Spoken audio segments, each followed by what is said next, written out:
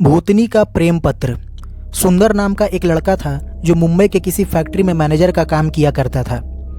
उसके घर से फैक्ट्री करीब 10 किलोमीटर दूर थी। वो हमेशा अपनी मोटरसाइकिल से ही फैक्ट्री जाता था। हमेशा की ही तरह आज भी वो घर से फैक्ट्री के लिए निकला, लेकिन आज उसे काफ़ी देरी हो गई थी।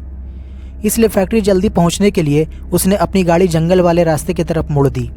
क्योंकि जंगल वाला रास्ता छोटा था, वो अपनी गाड़ी तेज़ी से भगा रहा था और सोच रहा था कि कहीं मालिक गुस्सा ना हो जाए।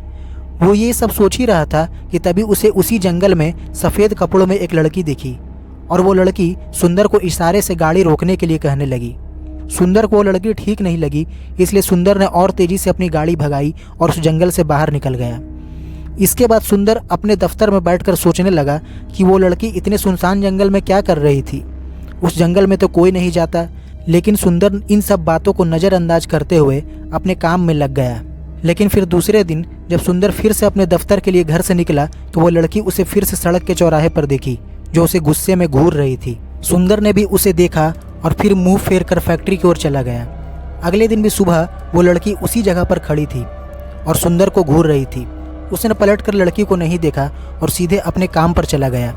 लेकिन सुंदर के मन में डर बैठ गया था। रोजाना इसी तरह हफ्ते भर वो लड़की चौराहे पर खड़ी होकर सुंदर को घूरती थी और सुंदर उसे अनदेखा करके फैक्ट्री चला जाता था। लेकिन सुंदर के मन में ये बात तो आ ही गई थी कि ये लड़की बार बार मुझे ही क्यों दिखती है।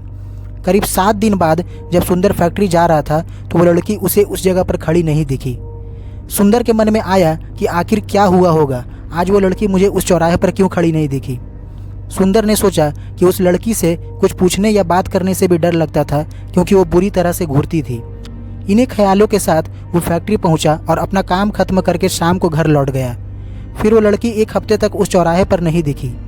एक दिन जब शाम को सुंदर घर पहुंचा तो उसे अपने बिस्तर पर एक चिट्ठी मिली। उसमें लिखा था, मेरा नाम पायल है, मैं तुम्हें 1 हफ्ते पहले रोज़ एक चौराहे पर दिखती थी, कल शाम तुम वहीं पर खड़े होकर मेरा इंतज़ार करना। उसी चिट्ठी में एक फ़ोटो भी थी जो उसी चौराहे पर खड़ी लड़की से मिलती थी।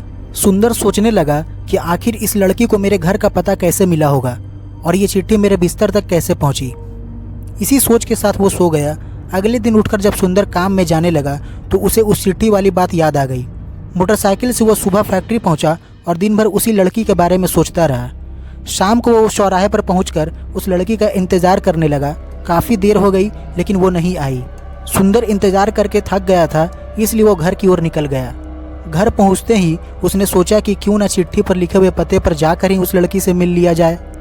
रात होने को थी, इसलिए उसने सुबह सुबह उस लड़की के घर जाने का फैसला किया और फैक्ट्री से 1 दिन की छुट्टी ले ली। सुबह होते ही जल्दी तैयार होकर सुंदर चिट्ठी पर लिखे पते पर पहुंच गया। वहां जाकर जब उसने घर की घंटी बजाई तो एक आदमी बाहर आया। उस आदमी से सुंदर ने कहा, मुझे पायल से मिलना है। यह सुनते ही वह आदमी चौंक गया। जवाब में उसने पूछा, क्या पायल से मिलना है? उसे मरे हुए तो 2 महीने हो गए हैं। पास के ही सड़क के चौराहे पर पायल की एक्सीडेंट से मृत्यु हो गई थी। फिर उस आदमी ने कहा, तुम्हें अब पायल से क्या काम याद आ गया? इतना सुनते ही सुंदर का मुंह सूख गया और वो कांपने लगा। अब सुंदर के होश उड़ चुके थे। डरते हुए सुंदर अपनी मोटरसाइकिल पर बैठा और जल्दी से उस जंगल से बाहर निकला। किसी तरह खुद को संभाल कर सुंदर घर पहुंचा और चिट्ठी को जला दिया। उसके मन में कई तरह के सवाल उठने लगे। उसने सोचा कि वो लड़की जो मुझे रोज़ दिखती थी वो तो पिशाचनी थी। मुझे एक पिशाचनी ने चिट्ठी भेजी थी।